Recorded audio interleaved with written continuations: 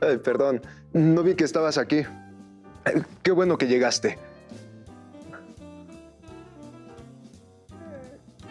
¿Quieres? Creo que puedo conseguirte una.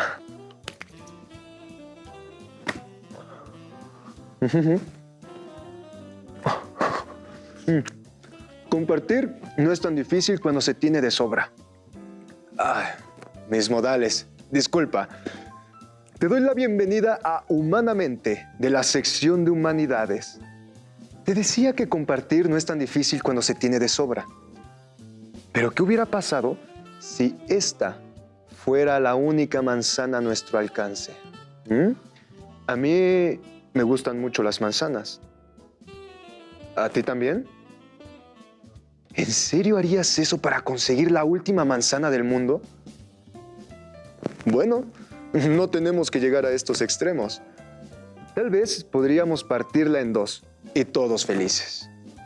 Pero, ¿qué hay de las veces en las que lo que hay que compartir no es una fruta o alguna otra cosa que pueda dividirse con relativa facilidad? Algo como el espacio a una casa, una calle, un parque o cualquier otro lugar público. En estos casos, llegar a un acuerdo puede ser muy complicado. Definitivamente, la vida en sociedad conlleva algunos retos que tienen que ver con compartir con gente que piensa, opina y actúa de maneras con las que no necesariamente estamos de acuerdo. Vivir en comunidad puede resultarnos tan difícil que podríamos pensar que la salida a los problemas es escapar. ¿Alguna vez has sentido como que no encajas con nadie a tu alrededor? ¿Has pensado en la posibilidad de alejarte de todo ser humano y vivir en absoluta soledad?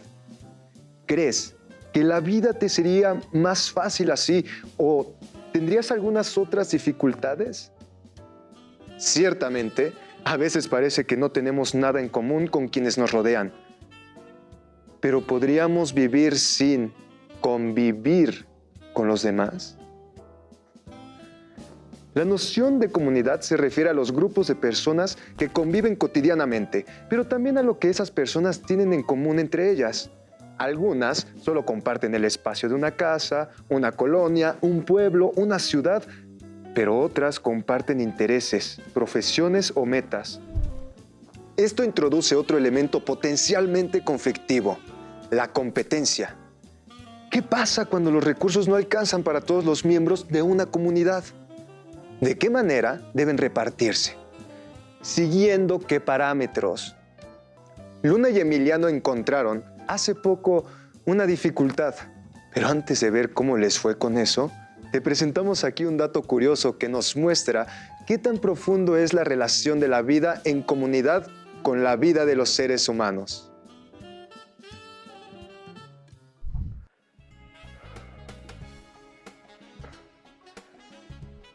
Todos los seres vivos pueden clasificarse en dos grandes grupos.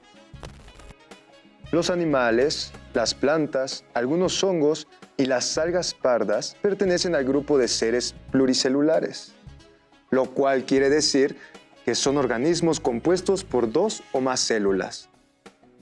Mientras que las bacterias, los protozoarios y el resto de hongos y algas pertenecen al grupo de seres conocidos como unicelulares. Existen tres teorías sobre cómo es que se originaron los organismos pluricelulares: la teoría simbiótica, la teoría de celularización y la teoría colonial. La teoría colonial fue propuesta por Ernest Haeckel en 1874 y tiene que ver con la vida en comunidad. Lo que propone es que grandes comunidades de organismos unicelulares fueron desarrollando actividades especializadas, de modo que, por poner un ejemplo, una comunidad de bacterias se desarrolló a tal grado que ya no era necesario que todas realizaran las actividades que les permitían sobrevivir. Algunas empezaron a dedicarse a procesar la comida, otras a clasificar los nutrientes, otras a repartirlos y volverlos accesibles para todos los miembros de la comunidad, otras a procesar los desechos y otras más a eliminarlos. Luego, algunas otras se especializaron en proteger al grupo, volviéndose una especie de células guerreras y desarrollaron tácticas de reconocimiento, neutralización y eliminación de potenciales amenazas. ¿Te suena conocido? Seguro que sí. El modelo del que te hablo se parece mucho al funcionamiento del cuerpo humano, ¿no crees? La teoría de la que te hablo supone que pasaron miles de años entre cada paso del proceso. Lo interesante de esta teoría, sin embargo, es pensar que todos los seres vivos pluricelulares, entre los cuales nos encontramos los humanos, somos, en el fondo, comunidades tan unidas y compenetradas que sus miembros se han vuelto indistinguibles. Casi como las comunidades de hormigas o abejas, cuyos miembros tienen funciones especializadas, dependen de todos los demás para sobrevivir y además se comportan como un solo individuo comunal.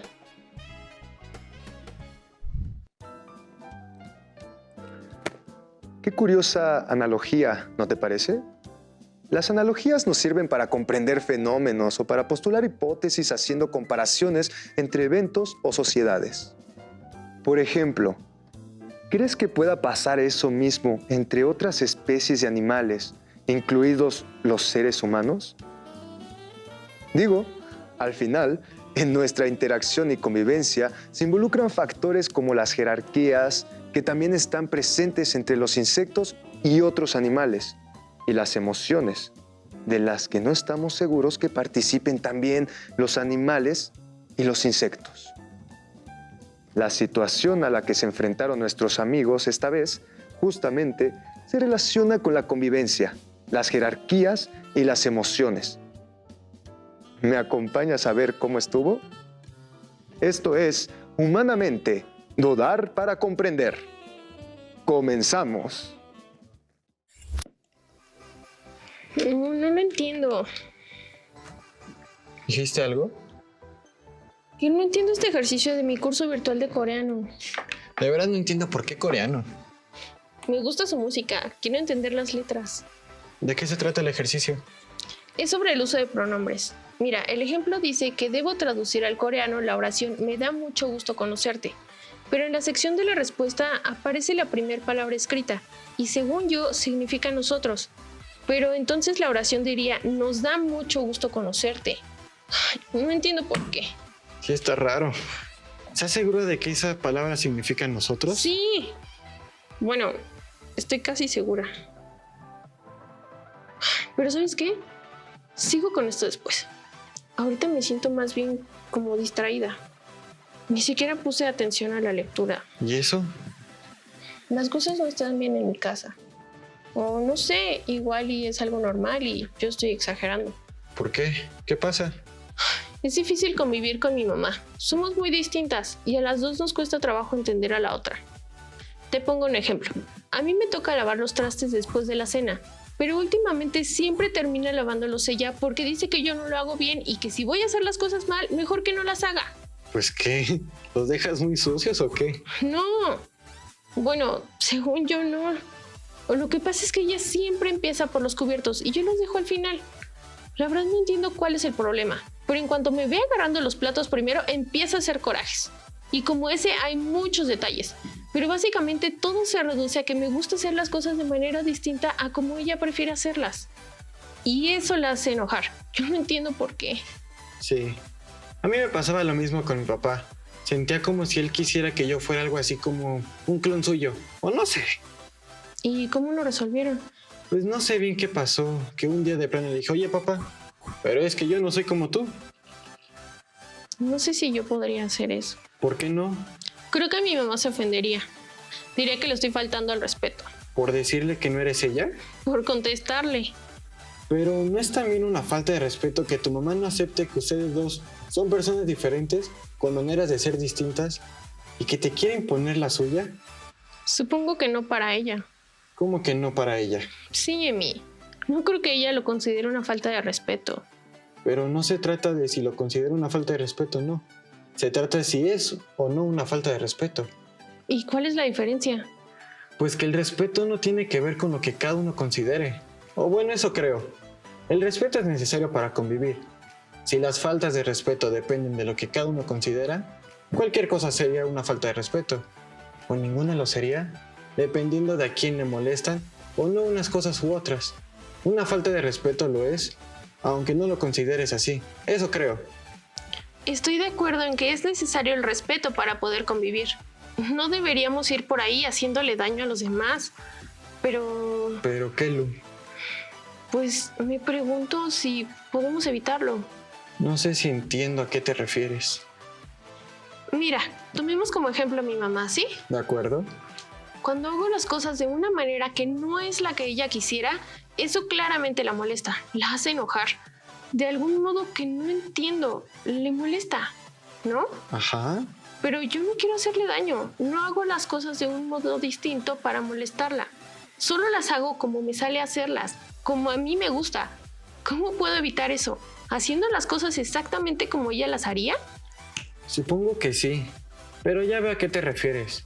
Si lo hicieras con todas las cosas, entonces eso te quitaría libertad a ti, que también es como hacerte daño. Sí, ¿y tú crees que mi mamá diría que me exige que haga las cosas de una manera en especial para hacerme daño? No, si piensa como mi papá, diría que te lo exige, porque es mejor así, porque quiere lo mejor para ti y que aprendas a hacer las cosas bien. Exactamente eso me ha dicho ella, pero por eso digo que quizá no podemos evitar faltarle al respeto a otros. Cada una de las cosas que hacemos pueden dañar a alguien más, incluso sin que nos demos cuenta. Si no podemos controlar cuando los demás se van a sentir dañados por nuestras acciones, ¿cómo saber dónde está el límite que hay que respetar?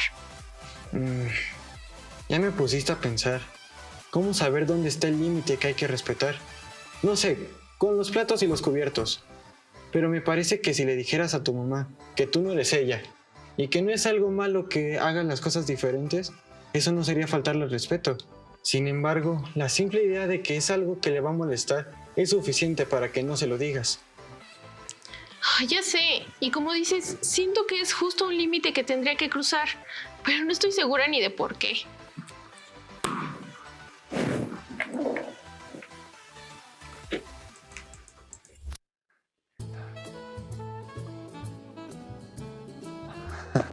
Hola de nuevo. Perdóname, he andado muy distraído. Ahora estaba leyendo sobre relativismo y objetivismo moral. Son dos posturas filosóficas que hablan sobre las normas que determinan si las acciones son buenas o malas. Para empezar, esto quiere decir que hay dos tipos de acciones.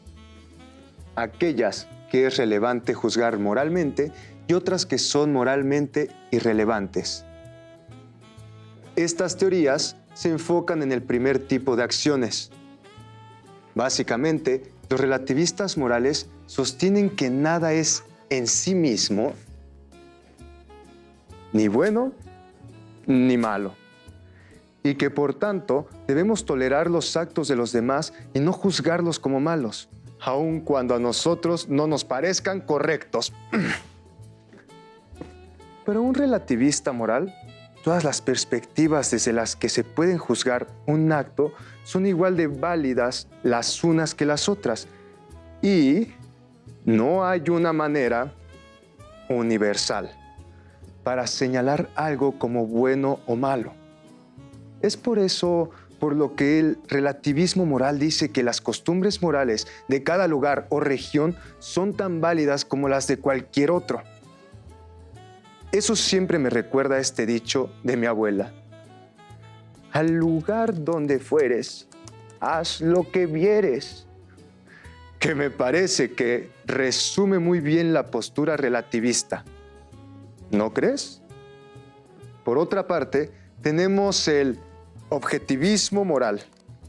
Esta otra postura dice que hay valores universales que pueden aplicarse a las acciones de cualquier persona, de modo que, sin importar que se acostumbre en cada lugar, sería posible juzgar las acciones como buenas o malas de manera objetiva.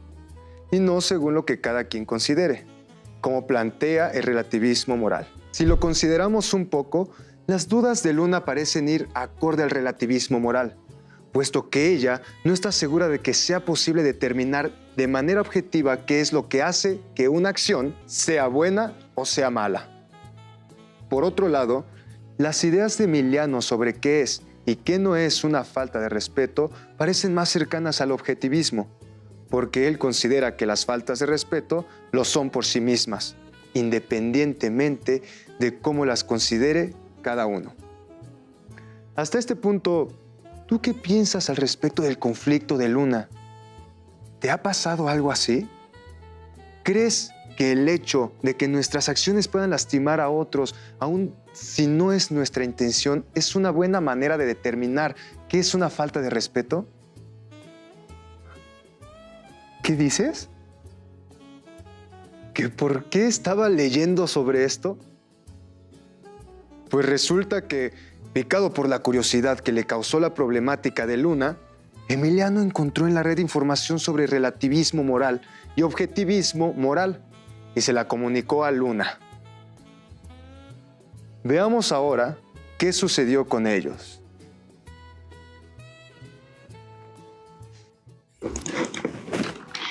Pero entonces, según eso que me leíste, debería haber una manera de determinar con claridad qué es y qué no es una falta de respeto, ¿cierto?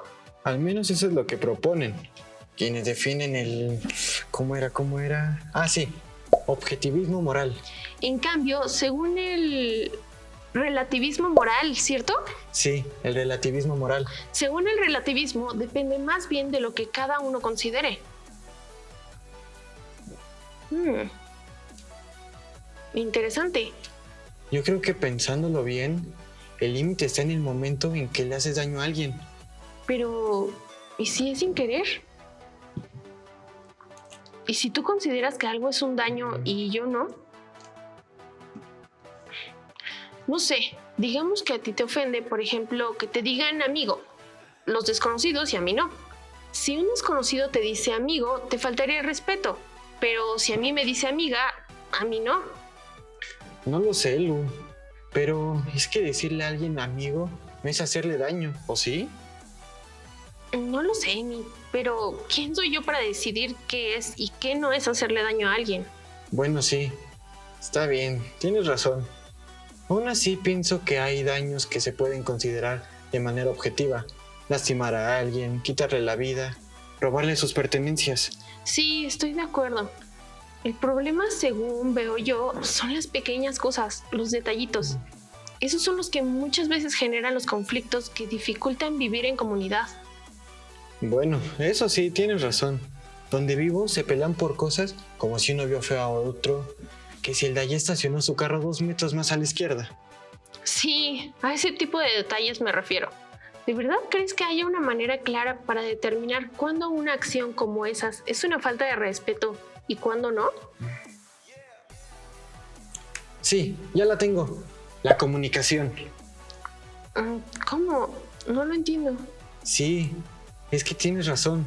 Si una persona no sabe que a mí me molesta que los desconocidos me digan amigo y me lo dicen, por muy ofendido que me sienta, no puedo decirle que me está faltando el respeto. Bueno, de poder puedo, pero a lo que voy es que la gente no puede adivinar el pensamiento. De hecho, lo más probable es que si un desconocido me dice amigo, lo hace con buenas intenciones. ¿Cómo vas a saber que me molesta que me digan amigo si yo no se lo he dicho? Claro, a eso te refieres con la comunicación. Y entonces, si alguien te dice amigo sin conocerte, tú tendrías que decirle que no te gusta que te digan así quienes no son tus amigos. Y luego, si esa persona vuelve a hacerlo... Entonces sí sería una falta de respeto. O al menos sí tendríamos una manera de decir claramente dónde está el límite, que el otro no debería rebasar, porque ese límite se estableció con toda claridad.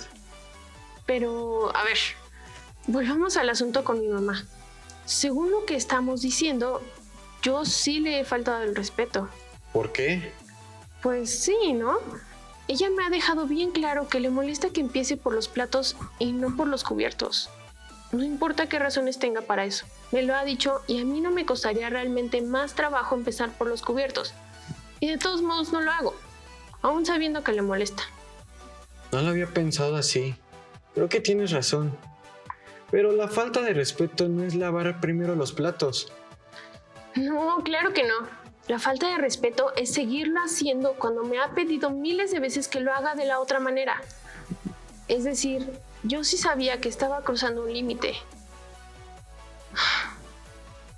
Ahora me siento mal con ella. Oye, pero tranquila. No es una falta de respeto tan difícil de arreglar. Pero tengo que disculparme. Sí sería lo mejor, pero ¿sabes qué? ¿Qué? Sigo pensando que deberías también de expresar lo que sientes sobre el hecho de que le moleste que hagas las cosas a tu modo. Digo, si ella te ha podido comunicar lo que siente, tú deberías poder también. Eso creo yo. Sí, buscaré la manera. Supongo que es lo mejor si queremos seguir viviendo en comunidad. Ay, pero sí, de veras. ¿Y ahora qué?